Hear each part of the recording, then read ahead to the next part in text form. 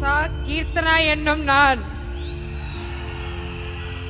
சட்டப்படி அமைக்கப்பெற்ற இந்திய அரசியல் அமைப்பின் பால் உண்மையான நம்பிக்கையும் மாறா பற்றும் கொண்டிருப்பேன் என்றும் இந்திய நாட்டின் ஒப்பில்லாத முழு முதல் ஆட்சியையும் ஒருமையையும் நிலைநிறுத்துவேன் என்றும் தமிழ்நாட்டு அரசின் அமைச்சராக உண்மையாகவும் உளச்சான்றின்படியும் என் கடமைகளை நிறைவேற்றுவேன் என்றும் அரசியலமைப்பிற்கும் சட்டத்திற்கும் இணங்க அச்சமும் ஒரு தலை சார்பும் இன்றி விருப்பு வெறுப்பை விலக்கி பலதரப்பட்ட மக்கள் அனைவருக்கும் நேர்மையானதை செய்வேன் என்று ആണ്ടവൻ മീത് ആണയിട്ട് ഉറുതിമൊഴിகிறேன்.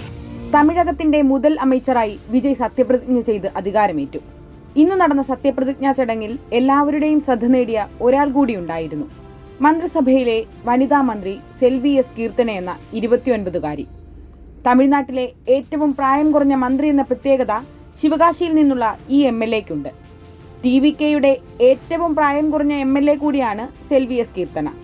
വിശ്വസിക്കാനാകാത്ത നിമിഷമെന്നാണ് സത്യപ്രതിജ്ഞയ്ക്ക് ശേഷം കീർത്തന വ്യക്തമാക്കിയത്.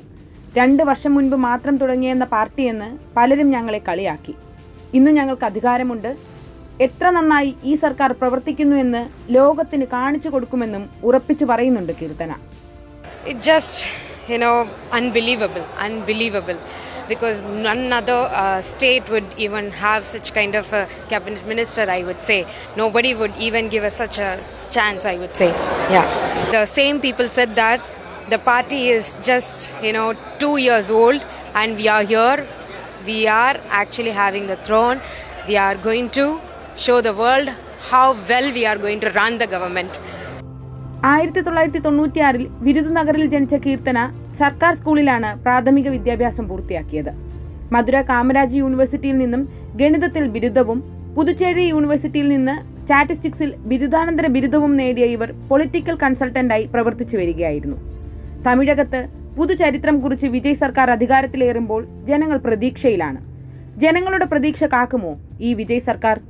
ഉറ്റുനോക്കുകയാണ് രാഷ്ട്രീയ പ്രേമികൾ.